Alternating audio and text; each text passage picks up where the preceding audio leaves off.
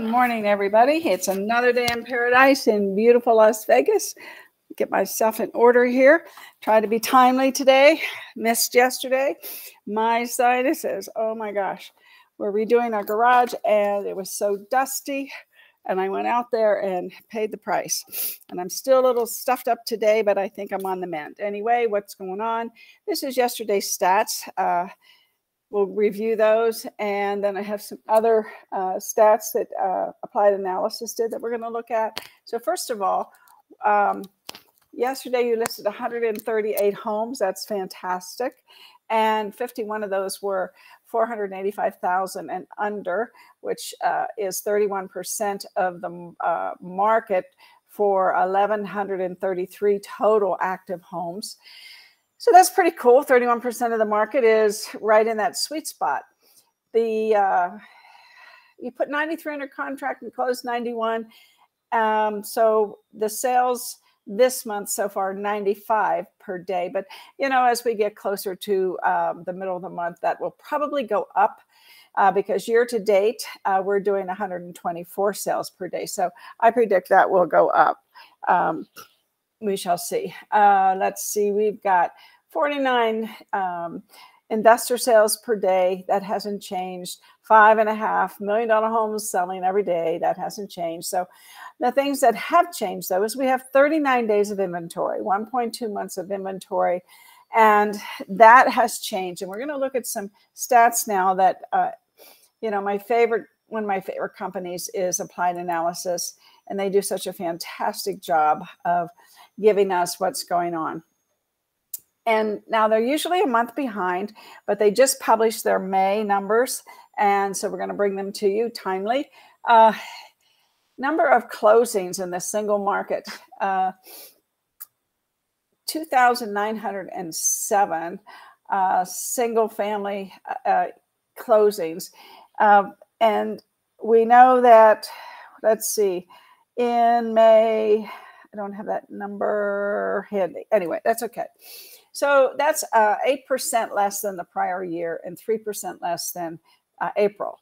Then if you look at the median closing price, now they take into consideration Nye County and a couple other places, Lincoln County, that we don't. That's why the number is different. So you always have to know what the source of your criteria is. So they're saying 482,000. That's fine. But if you can see how everything has just gone up since 2015, when they are tracking on this particular chart, and Jimmy loves charts.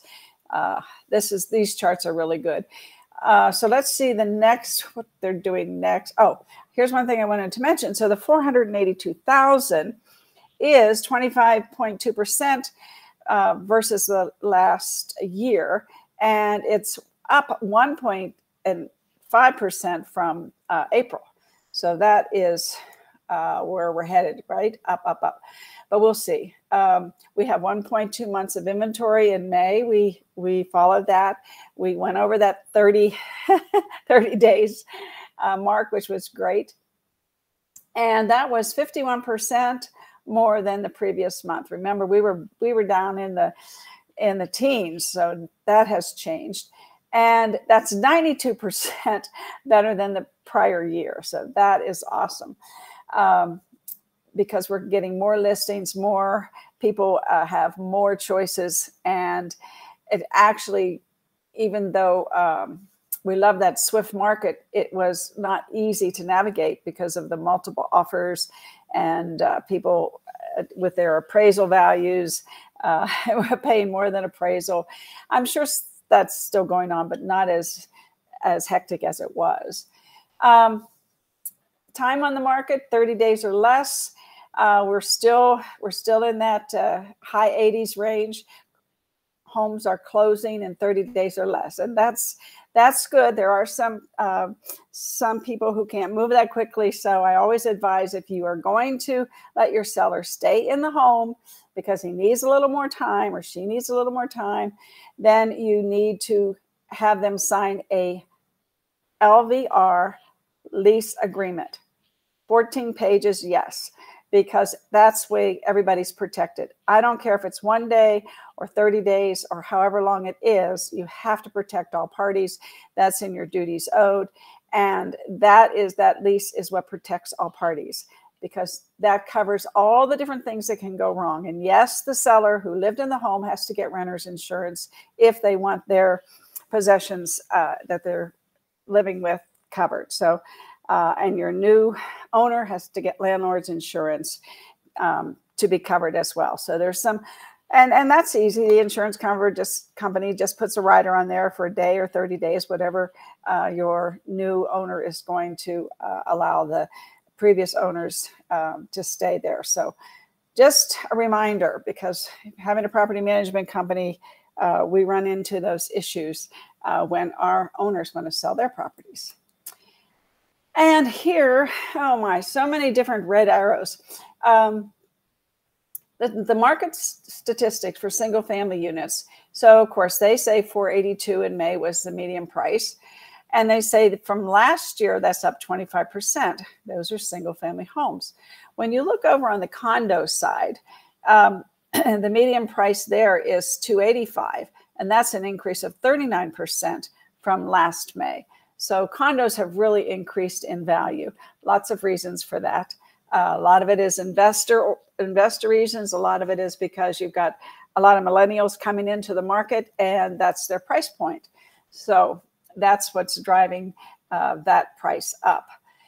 When you look at the new listings, the median price of new listings in May was $500,000, which was up 25% from May of 2021. When you look at the condos, again, the median price of $285,000, and that's up almost 30% from last May.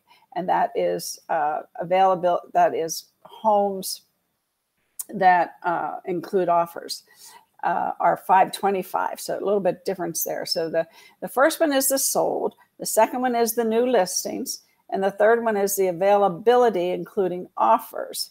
So I don't really like to even talk about that because I don't know what relevance it has to us. But I do know if you look at availability excluding offers, that makes more sense to me because that's what we are dealing with. So there's on the median price of single family units that are available, were available in May. Okay, the median price of those was $588,000, and that was up 16% from a year ago. And that always adjusts itself as things when we close the deals. So yeah, that's a good statistic, but I think it's relevant as far as the growth. If you look at the condos and the townhomes, the median price of units available, excluding offers, is $296,000, and that is up 44% from last year. Wow, what a big jump that was. Again, that's because you've got that price point of people coming into the market, and you have investors as well. With the rents going up, the condos are getting a bigger return. So there's a lot of investors buying those condos. And again, time on the market for units sold, we're still 87% of the sales are on the market 30 days or less. Last year, it was 87%, so that really hasn't changed much. Condos, 93% are on the market 30 days or less. So that's the tail of the tape from applied analysis. And I pulled the ones that I thought had the most relevance to us. So the trends of pricing and days on market, and then these statistics. So on we go. Today we want to talk about, we want to talk about what kind of an agent are you? So this is an important question, because this is really when you start talking about your business plan, this has to do with your business plan. So are you a relational agent, or are you a transactional agent? So here's the difference. A relational agent constantly cultivates relationships to produce a steady stream of referrals that compound year after year. Those referrals are from your buyers and sellers and investors that refer you because you did such an awesome job and because you keep in touch with them. So you're building a meaningful relationship with those clients. Staying in touch is how you do that. And then a relational agent generates leads with a proven system. So that system can be, now they say leads, I call them opportunities, qualified opportunities. You're generating qualified opportunities because you are consistently communicating with these people, meaning your database. And then you maintain a consistent contact with them and your past clients.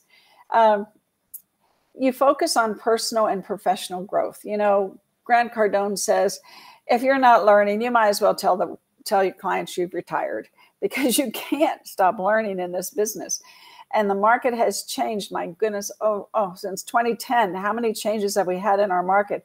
How many things have we had to learn? Short sales, how to deal with foreclosures, how to handle all those things, how to handle investors, how to handle multiple offers more than ever. People bidding more than the house is listed for. I mean, just on and on. So you have to stay relevant.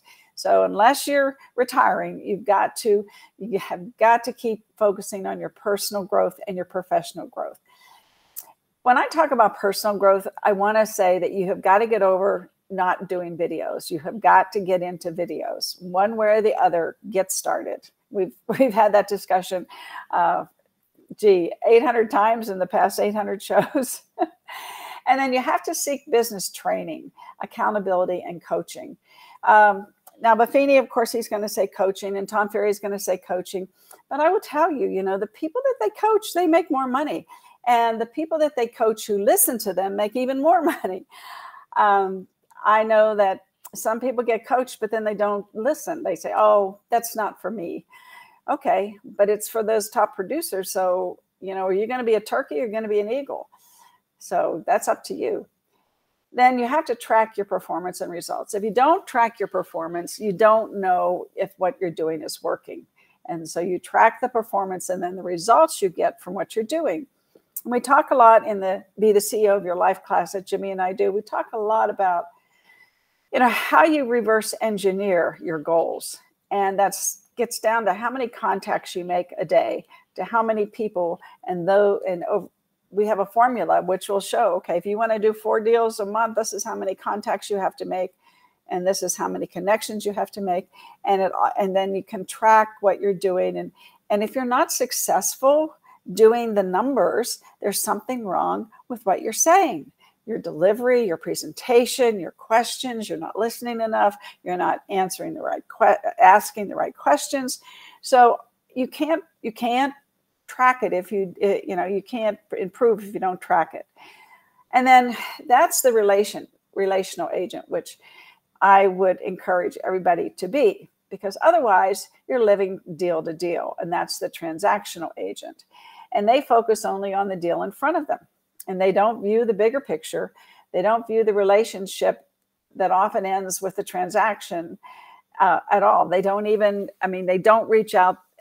I think NAR said, a huge percentage of buyers become orphan sellers. They become orphan buyers, orphan sellers, however you want to look at it, because nobody's connecting with them after the transaction. And a transactional agent treats people like a commission check.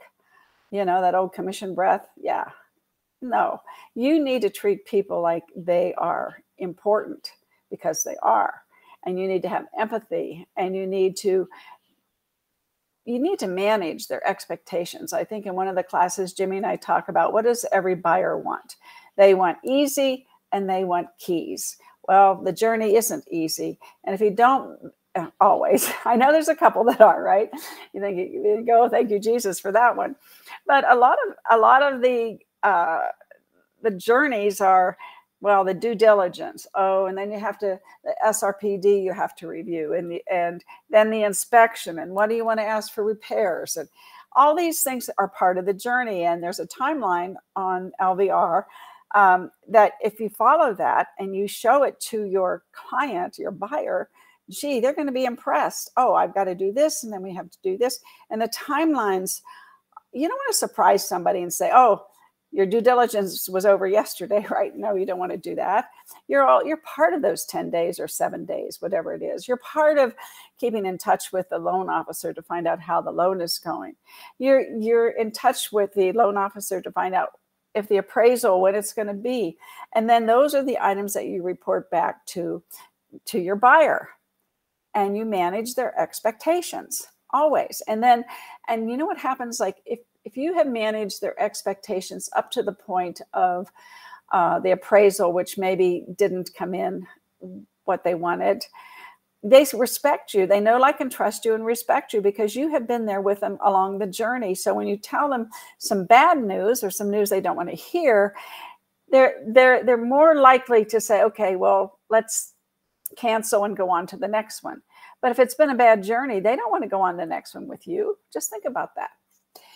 So the transactional agent loses touch with clients once the transaction is done. I mean, do you send closing gifts? Do you have a closing party? Do you do any of those things? Or you just say, got my check, I'm done, and go on to the next one? That's a hectic life. It's a stressful life. And it's not hard to change it from a transactional agent to a relational agent.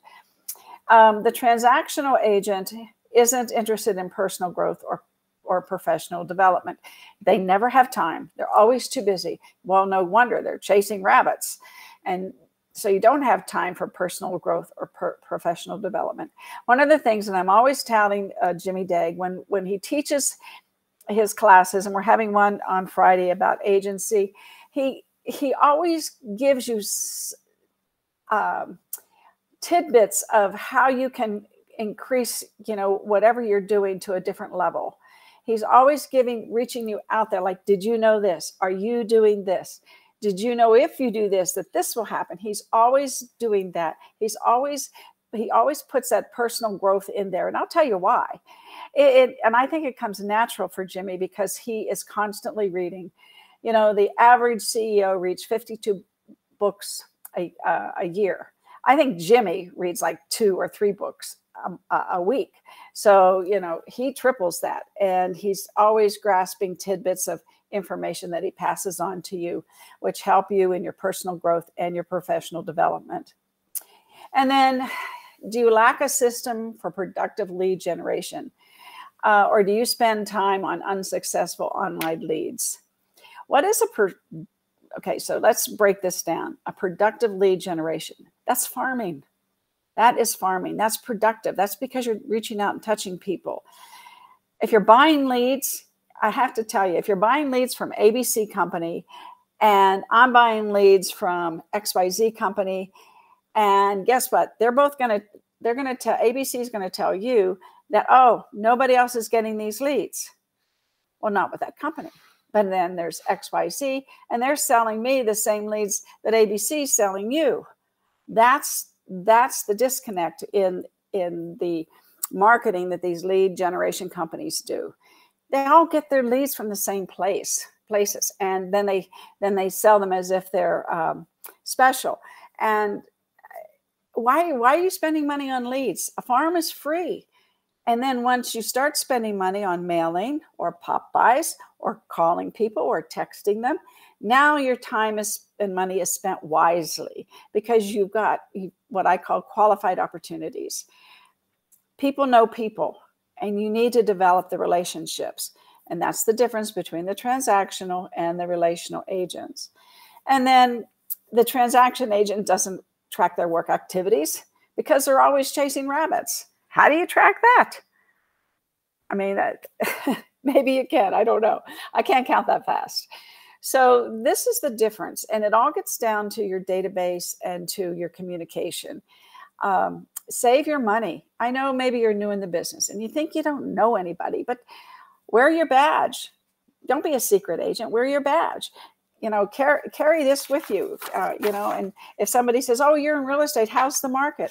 Oh, well, is there a crash? And you have to be able to, because those are the 2 questions everybody's asking. That's what Google says.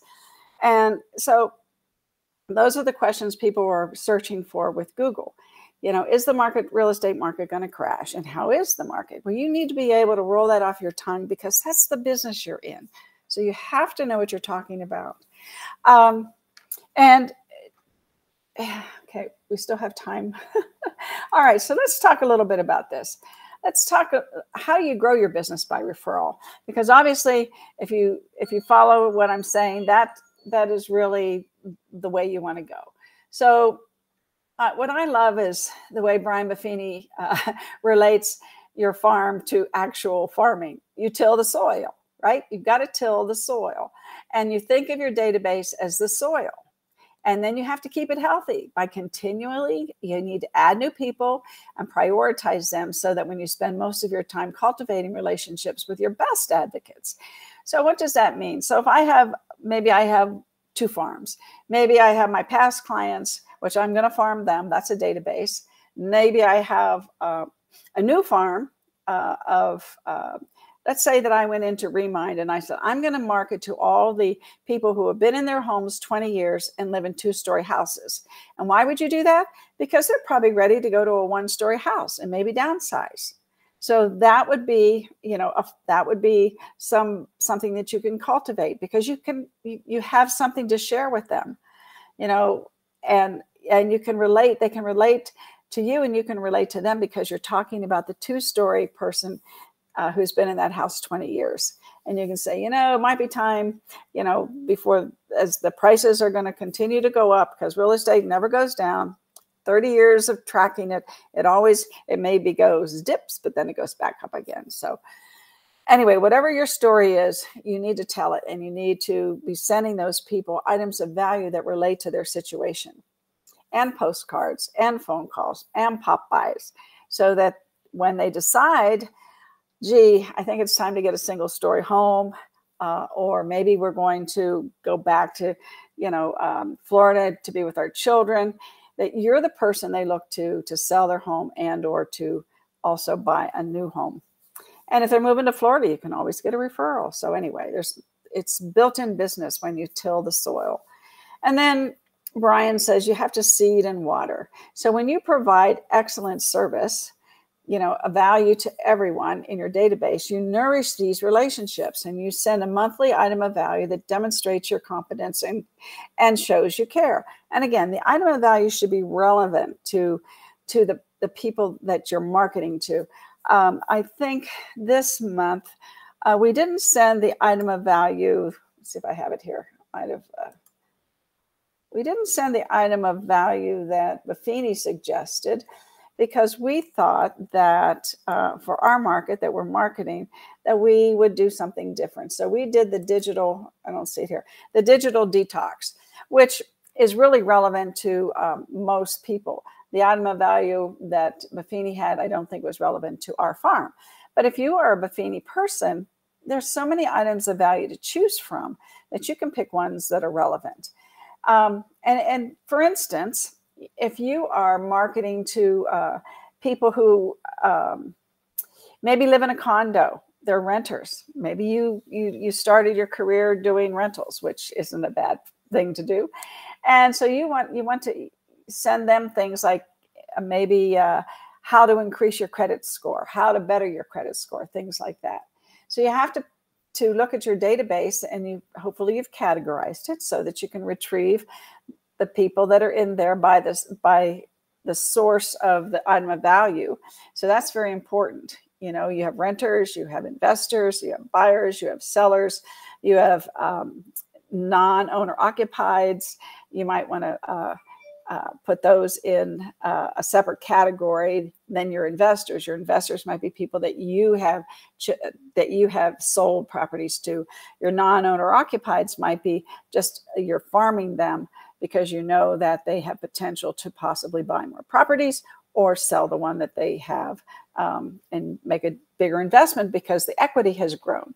So lots of thought should go into how you categorize people in your database so that you can retrieve them easily and market to them with the right materials. Feed and nurture. So deepen the relationships with your advocates with handwritten personal notes, calls, and pop-bys. These simple activities strengthen relationships and make it easy to ask for referrals. you know,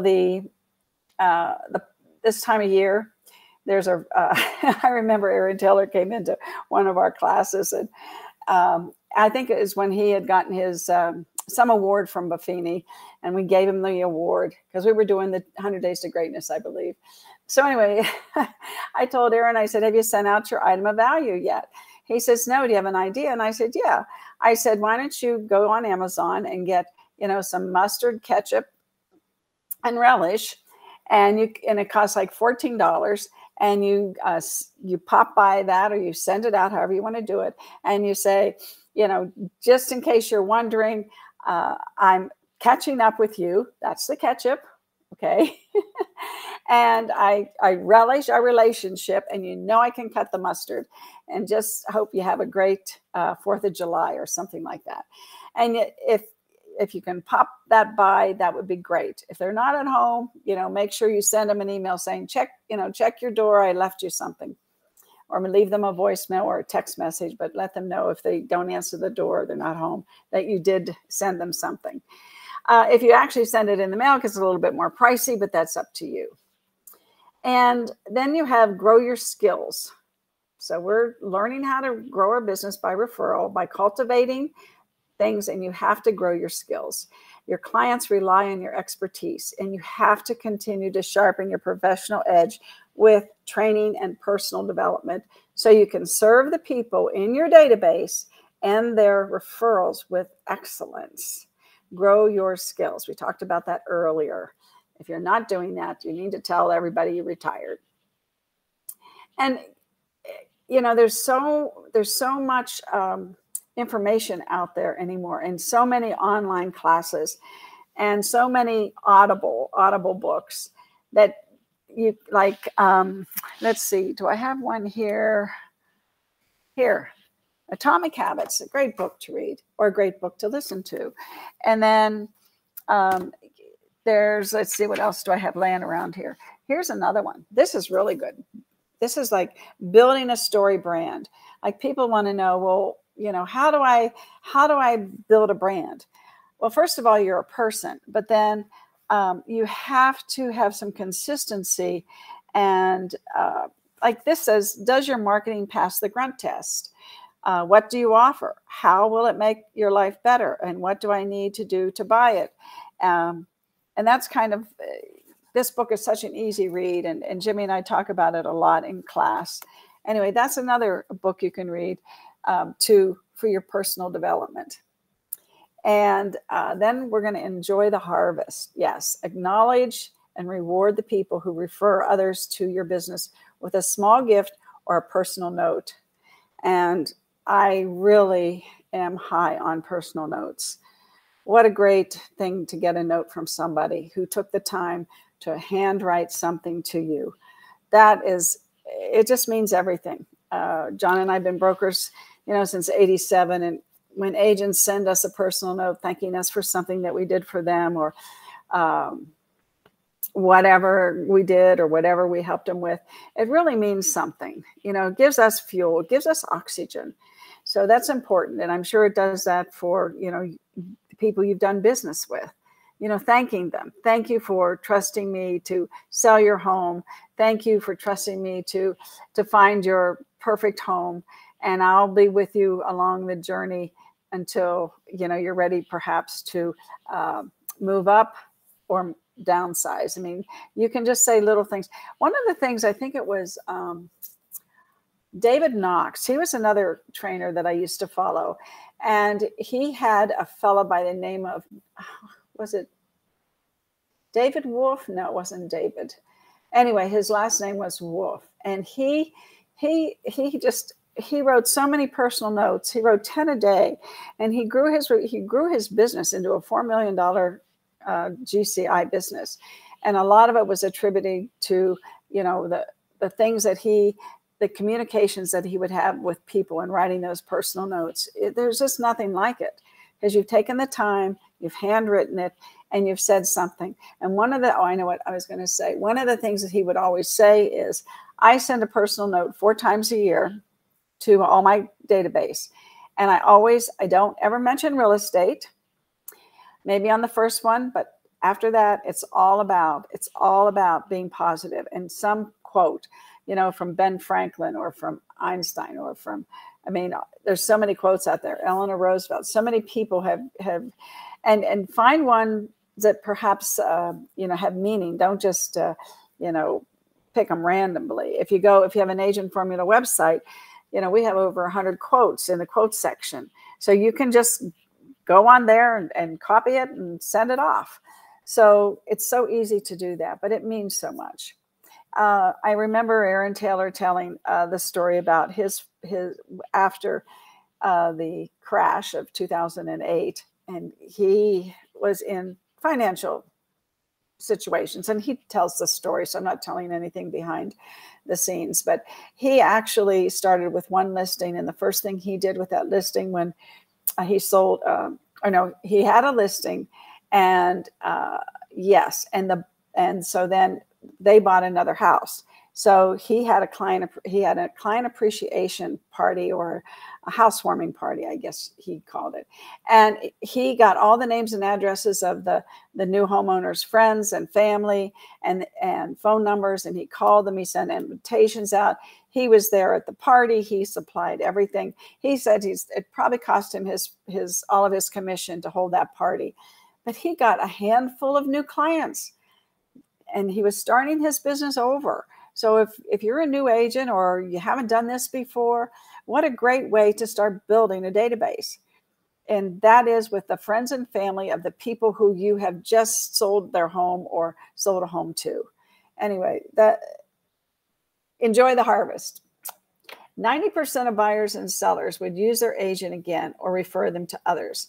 So if you work by referral, which is what we're talking about, with a relational marketing strategy, which is what we just gave you, you have a proven system to nurture and deepen each relationship so your past and current clients become your advocates. Back in the day when John and I were selling and buying real estate, in the 90s, people were moving here from everywhere. Well, guess what? Their families were somewhere else a lot of times. So we would have Thanksgiving at our house. We would have 30, 40 people there, and they all get to know each other, and it was always a good time. In the beginning, we didn't have it catered, but that became quite a Dawson task. So we started having it catered so that we could enjoy the company of our guests, and it was always a fun time. And as time went on, then we got to the point where we could have some music, and then we got to the point where we would even have it at the country club when we moved to Red Rock. So those things are so important to people, that you take the time and energy and spend the time and the money to have a party for them, your client appreciation party. And that, for Thanksgiving back then, that was just fantastic, because if you start this time of year and you start calling your database and saying, I'm thinking of having a client appreciation Thanksgiving dinner, would you be interested in coming? So you can kind of, and I'll get back to you if I can get enough people to come, something like that, just be real. And you'd be amazed at how many people would appreciate not having to cook a turkey for Thanksgiving, right? Anyway, yes, so today, I think I've run out of time. I've spent my 30 minutes. I went over a little bit. But we're going to talk tomorrow about your database and some other things that you can do to get listings. So I'm going to hide that. And let's see if I can find what I was going to show you. I think. Nope. Let's see. Let me go grab it. I don't know why I don't have it. Anyway, it's about the class tomorrow or Friday, and it seemed to escape me. Anyway, we're having a class. I'm going to go see if I can find it real quick, and I'll show you all the details. It is Friday. It is agency. And I think I know where I put it. Oh, please. I have it. Maybe I have it. Nope. All righty. It's Friday, and I will put it in there. It is. Oops. Where'd it go? Here we go. It's advanced listing strategy. So tomorrow we're going to talk about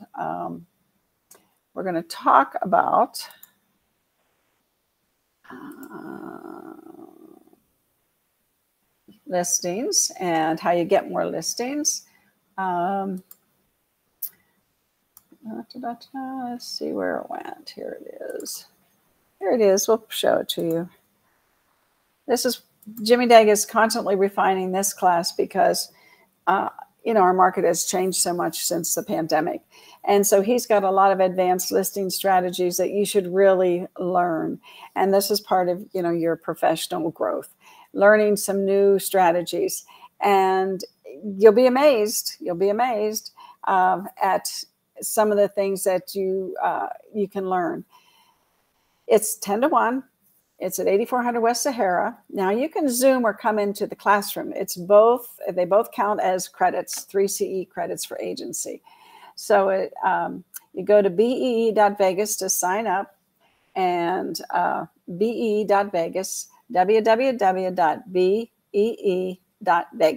like Bumblebee, like that little bumblebee up there, bee.vegas. And that'll have the whole calendar. And we also have this month, we also have another contracts class. We have a broker management class. We have a risk reduction class, a law class, and a general class about Do You Speak Investor? So this month is packed with a lot of education, a lot of business development for you. So hope to see you soon. I will see you tomorrow. And we're going to talk a little bit about what to do to get listings.